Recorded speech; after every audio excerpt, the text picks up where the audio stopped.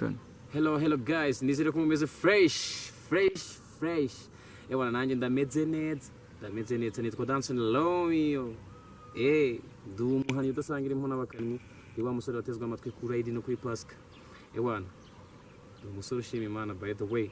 Nizere ko namwe aho muri mumeze neza abantu bari muri America, what's going on? Abantu bari mu Burundi murameze ute? Murameze neza abagabo. Igihugu cy'ababanyi turabakunda. Abantu bari muri Kongo habari, abantu bari muri Tanzania. Munashukuru Mwenyezi Mungu. Abantu bari mu France, bonjour. Abantu bari ahantu henshi hagiye hatandukanye.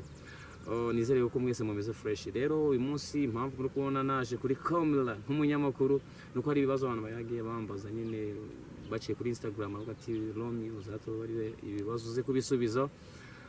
Nanjye navuga ati why not ntabibasubiza nyine kuri kamera nkuko babyifuje. Ni ibibazo biteye amatsiko kuri njyewe ndetse na societe muri rusange, uko nyifata, uko mbitekereza, uko bagiye babimbaza biri kuri telefone, kuri Instagram yanjye bagiye banyandikira.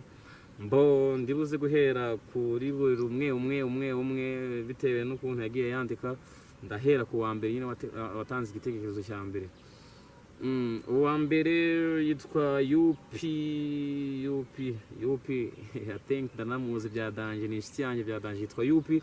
Yarambajije ati se utekereza mbese sheri wawe wumvishe bamuteye inda mwatandukana cyangwa mwakomeza mukagumana gusabye imbabazi?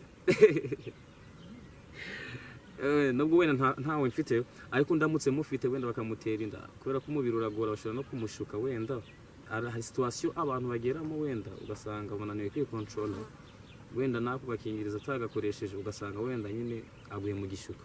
Ambwiye akaganiriza neza nkumva ikintu cyabiteye, uburyo byatangiye, uko bimeze, nkumva nyine byibuze asabye n'imbabazi ariko ku mutima atari kumfera.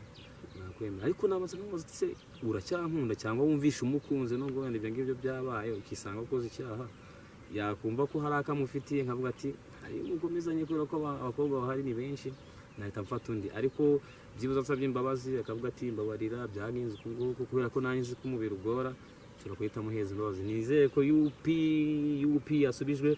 Harumbaje ati se kumba mbona sana Philipita ubona ari byo ariko Philipita ko akunda kumunshinja. So nago mbizi nago umuntu yize ariko kubera ko nanjye abantu benshi bajya babimbwira. N'igihe nari ndahantu bita mu Miduha Inyamiramba, abantu barahazi, ndi kuzamuka nari ngiye kuri Getshige nari mbayo, mbona umuntu araje arampobera nyine ndamasukuru kumpobera tutaziranye. Yarangije arambwira ati naringize ngo uri Philipita, no ni nsanzu tariwe kugira ngo nyine mwikize. Ndavuga ati ndi muri nawe ariko by the way wanasanga tujya gusa simbizi cyane ko ngenda namwemera nawe ni umuntu dukora umwuga umwe. Ariko Philipita dufite icyo dupfana wenda cyo kuba ngo mu maraso, icyo dupfana no ko ari tubana mu gihugu kimwe cy'u Rwanda, ikindi ku Mana turi bene damu twese, ngewe nawe ndetse n'abandi namwe mudutegereye, ariko nta yindi sano nyine dufitanye kabisa. Undi yambajije iki kibazo nigeze kugisubiza. Hari umuntu wambajije ariko nkoresha interview ariko ntari ndongera nkimusubize wenda nimba atarabyumvise cyangwa azagenda areba icyo kiganiro, ariko reka nkimusubize ntari. Arambajije se hari itegeko ry'Imana rivuga ngo ukunda mugenzi wawe nkuko wikunda. Ese wowe ubitekereza uti uvuze ngo ukunda mugenzi wawe nkuko wikunda ni gute wabikora? Ndongera gisubiramo kuko nari nakivuze, ariko gukunda mugenzi wawe nkuko wikunda nuko ntabwo ari ukumuhereza ibintu byawe wenda wagakoresheje ugasanga wenda usigaye muri crise kubera ko nyine wenda umwitangiye wowe ugasigara uhangayitse. Aho waba umukunze ukiyanga. Rero nuko nguko bigenza. Ikintu cyiza wumva ko cyakugirirwaho cyifurize mugenzi wawe nawe kimugirirweho. Niba wumva ko kibi kitakubaho ntukifurize mugenzi wawe. Niko kwikunda nyine, gukunda mugenzi wawe nkuko wikunda. Nyine ikintu cyiza wumva cyiza kimwifurize nyine, cyangwa se ntukimugomwe ahubwo umufashe kugishaka. Aho ntago bavuze ngo wikunde umwangi. Nizere ko nabasubijwe. Hari undi umbajije ati se utekereza iki kuba umubyeyi yaganiza ibijyanye n'imyororokere cyangwa se ubuzima cyane cyane nk'abakobwa nyine kubaganiriza ku mihindagurikire yabo. Urugero nk'igihe umuntu agira mu gihe niba yanditse ni so menya arashaka kuvuga urumbuka ari sibyo cyangwa se bracket imihango. mbongeyeho ko mbyumva wenda nubwo ntari nta mubyeyi ariko tugenda tubyigishwa, hari inama, hari amahugurwa tugenda dukorwa. Ni byiza ko wa mubyeyi wowe uri gutegera Mugabo TV show ko ugomba kuganiriza umwana wawe ku buryo azajya agira mu gihe atamenyereye, akaba abizi nyine ntibimutera ubwoba, cyangwa se wenda na bimwe byo kumuhugura ugasanga wenda twayenda zitateganyijwe utarigeze umuganiriza, mubwiye ati ifate niba ikunaniye kwifata ukoresha agakingirizo, cyangwa nyine nk'umuntu muzima nyine ifate uzarindire ukore ubukwe nk'uko na Bibiliya ibivuga, Imana imuguhereze, pasiteri abyemere, abaje gutaha ubukwe babyemeze, abasinye. Nibyo byiza bashiki bacu natwe basaza bacu. Hari akantu ngenge nkunda kubwira abantu, iminota 30 cyangwa se isaha ntigatume ubuzima bwawe bwose hafi ya bwose ubumara wicuza cyangwa se ubayeho nabi kubera ko ya minota umarana n'umuhungu cyangwa se umukobwa amarana n'umuhungu cyangwa umuhungu amarana n'umukobwa bari gukorana imibonano mpuzabitsina itume ubuzima bwawe bwose bwangika. Ifate ibyanga byibuze ukoresha agakingirizo, ariko nta nubwo ari ngombwa gukoresha agakingirizo kuko Bibiliya ni igikorwa Imana yashyizeho gituma umuryango waguka. By the way, rero rindira uzashake, cyangwa se wenda niba utanakunda iby'abagore, somo riboneka muri Bibiliya ni Pawulo, ntabwo ndi kwibuka ngo ni urwandiko yandikiye abaki, ariko haravuga ngo gushaka umugore ni byiza, noneho bikaba akarusho kubireka, cyangwa mushobore mwikundira ako karusho yavuze, cyangwa mushyire mu mago. Gusa nzashaka ko nkunda abana kandi nanjye ngomba gutegereza narangiza ashyira umwana mu mago, nkabikora mu buryo bwemewe n'Imana na pasitoro n'abantu bakunda Imana n'abandi bari bo bose bazitabira ubukwe bwanjye. Nkaba mfite umuryango mwiza. Uyu wari ukimbashe yitwa Jackson, gusa nibyo ririho. Ikindi kibazo arambaje ati se uri umuhanzi, uri umunyamakuru, uri umu DJ, uri iki? Ko ari post yawe nigeze kubona kuri Instagram uri kuvuga ngo MC DJ journalist, ese ibyo byose urabikora? Ikintu nshyize imbere cyane kurusha ibindi muri ibyo ngibyo umbajije ni itangazamakuru, by the way, ariko nako MCinga mu anniversaire nyine iyo mpaye bikera ukabintamo amafaranga manjye nkunda amafaranga ndaza nkahita mbikora. Gusa nyine ntabwo naba umusangiza w'amagambo mu mihango y'ubukwe, ntabwo ndacyari kubyiga, ndi kubyiga, ntabwo nabona nyine impamya bushobozi ibinyemerera. Gusa nyine nzi yuko nabyo nzabikora.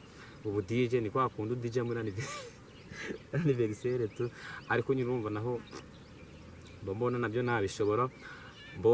Ikindi cyo kuba ukina football ndetse na basket ni it's like sport nyine, kubera ko ndi umusportif nanakwanariza na za match, kubera ko ngiyewe mani kuva na mbere mu maskolere nyine nka cycle guhera inferieur kugera superieur nakiniraga ikigo basket, twigeze no gutwara igikombe cy'intara nimba ntibeshye. Abantu twari turi umwe barabizi, bari buze kureba iyi interview. Ndarambashije ati yitwa Didikati nini G yanjye bro, nani uri kubikurikirana, ari behind the camera, ariko nawe yaravuze ati umuhungu ngombe mubaze ikibazo, ese ufite umukunzi cyangwa se umukobwa mukundana mwanashakana wenda ni urugero nyine cyo bita yandi bavuga ngo boyfriend and girlfriend, niko yanditse. Ntago mufite, ariko hari icyo bita mu Cyongereza single search, umuntu uri wenyine ariko ushaka undi nyine wawe. Kubera ko mfite imyaka ibinyemera kuba natereta umukobwa twaba twakundana, ahubwo mwabakobwa mwe ni munsange. Noneho reka mpishuri mani banga ngewe, none y'ibintu bimba impamvu ntafite umukobwa dukundana. Ngende umuntu nyine utari seriye, ariko nyine ubuseriye ndi kuvuga ntabwo ari ukuza ukora ibintu bya fake ujwagurika, ahubwo nyine ndi umuntu nyine wisanzura, nyine ugira joke zidafite icyo zitwaye. Usanga nyine wenda ni Junior ni ukunda kubivuga nyine nko kuri Instagram, ngingo ngo muri mubizi ngo ntabwo ndi seriye, nanjye it's like that, ariko nyine ndi na seriye of course. Ku rundi ruhande ntabwo ari ukuvuga ngo ni ukubwanuka. Rero ndajya gutereta umuntu akagira ngo ntabwo ndi seriye, noneho iyo nshatse kuba seriye, ubwo seriye nibwo musetsa ugasanga wenda muzi umukunzi kubera wa mukobwa nzaza gutereta, uzamenye uko ngiye mba ndi seriye, uzajya wemera wana nanone mukazankundire wenda ikindi nkundira kundi winyanga wenda ngo nuko nta mafaranga mfite, kubera ko amafaranga arasirikira, ejo bundi nshobora kuba nzabanya afite naba nayafite wenda kananjye akanamvaho of course kubera ko isi ni muzenguruka. Mbo Jay Polly navuze ati uzaburiwe uzirinde gutekinika. Rero umuntu agomba kuba uwo ari we. Diddy Cat nizere ko asubijwe ndi single iri search. Niba ufite na mushiki wawe mundangira bro, nanjye nkigirira nanjye umugani wa amanzi yitwa nde warimbye ngo nanjye ndashaka gukundana nka Medina Mimi yitwa Joe West, ndamwibutse yitwa Joe West. Joe West number first I think niyo ngiyo. Rero nanjye ndashaka gukundana na Afrika yarabirimbanye ngo nshaka gutereta ngashimisha abahomboys. Uzicyo nk'abasani banje nyine iyo bagiye gutereta man ngasigara home nyine ewana biba ari insazi.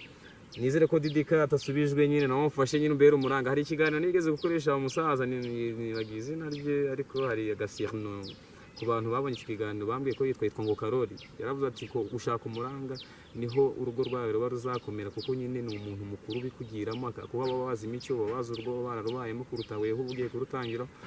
Nanjye Diddy Cat imbere umuranga my brother. Again turacyakomesha no ibibazo biracyari byinshi.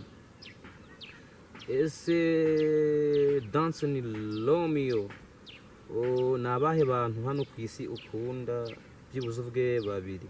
Bo wa mbere ni mama umbyara of course ku bantu benshi none baba type dukunda kwikundira ababyeyi bacu baba bidakwiye ko n'abapapa tubakunda ariko nyine ni source irimo bantu usanga umukobwa ni inshuti na se, mbo umuhungu ni inshuti na mama we. Niko nanjye nisanze nyine iyo majorite nyine n'ubundi kubera ko bose ni nka twabyita nka majorite imbaga nyamwinshi nyine ko bimeze bidakwiye ko ari n'umutipe ubukundana nyine mbese ari inshuti cyane n'umubyeyi w'umupapa. Ariko ngewe umwambere ni mama ndanamushimira naho ari ndabizazarira kino kiganira nashigikira na supportinga mu muntu nka Freedom ni umuntu ngira inama kuvuga ati rero ngewe nta kintu nzakubuza ariko nawe umuntu mukuru senga akikunda kumbwira ngo senga. Mbona niyo nakuyeho akantu nkunda gupostinga kuri Facebook, Instagram, kuri WhatsApp kitwa ngo warasenze uburiki. Niyo bakambwiye.